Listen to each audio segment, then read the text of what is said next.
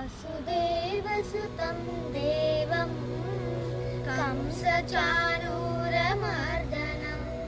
देवकी परमानन्दं कृष्णं वन्दे जगद्गुरुम्।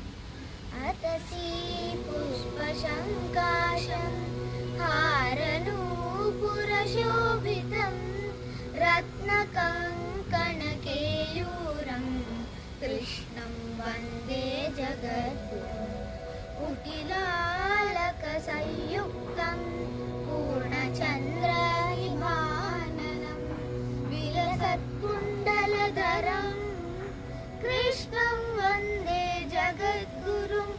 मन्दारगन्धसंयुक्तं चारुहासं चतुर्भुजं बर्हिपिञ्चावचूडाङ्गं कृष्णं वन्दे जगद्गुरुम्।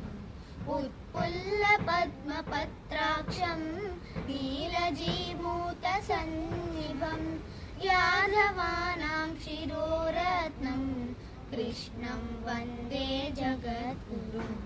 रुक्मिणीकेलिसंयुक्तं पीताम्बरसुशोभितम् अवाप्ततुलसीगन्धं कृष्णं वन्दे जगद्गुरुम्। गोपिकानां कुचद्वन्द्व कुङ्कुमाङ्कितवक्षसं श्रीनिकेतं महेश्वासं कृष्णं वन्दे जगद्गुरुम्। श्रीवत्साङ्कं महोरस्कं वनमाला विराजितं शङ्खचक्रधरं देवं कृष्णं वन्दे जगद्गुरुम्।